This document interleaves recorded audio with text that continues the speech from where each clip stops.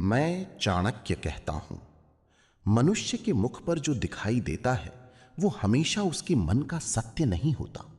संसार में बहुत से लोग मुस्कुराते हुए भी दुखी होते हैं और बहुत से लोग कठोर दिखते हुए भी भीतर से कोमल होते हैं। यदि तुम किसी के मन की बात जानना चाहते हो तो उसके शब्दों को नहीं, उसके व्यवहार को देखो। मनुष्य जो बोलता है वो सोच समझकर बोल सकता है, लेकिन उसका व्यवहार उसके मन का दर्पण होता है। मैं कहता हूं, जब कोई व्यक्ति स्वार्थ के समय तुम्हारे पास आए और आवश्यकता पूरी होते ही दूर चला जाए, तो समझ लेना कि उसके मन में प्रेम नहीं, केवल लाभ की इच्छा है। जो व्यक्ति तुम्हारी अनुपस्थिति में भी तुम्हारा सम्मान करे, वही सच्ची मन से तुम्हारा हित चाहता है।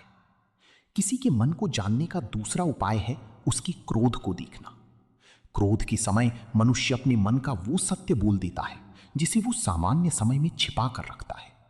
इसलिए क्रोधित व्यक्ति के शब्दों को ध्यान से सुनो, वहां उसके मन की परछाई दिखाई देती है।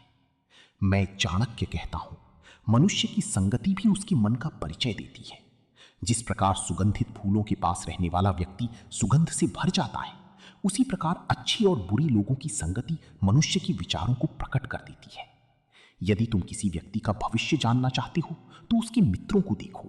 यदि तुम उसके मन को जानना चाहते हो तो उसके कर्मों को देखो।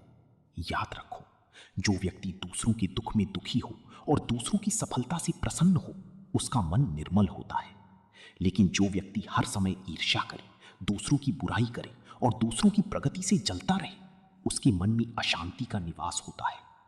मैं चाणक्य कहता हूं, मनुष्य का मन पढ़ने के लिए किसी चमत्कार की आवश्यकता नहीं होती। बस धैर्य रखो, ध्यान से देखो, कम बोलो और अधिक सुनो।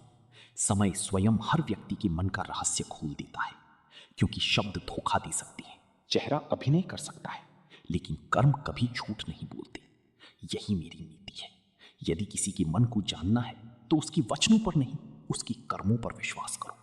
कर्म ही मनुष्य के मन का सबसे सच्चा परिचय है। आचार्य चाणक्य।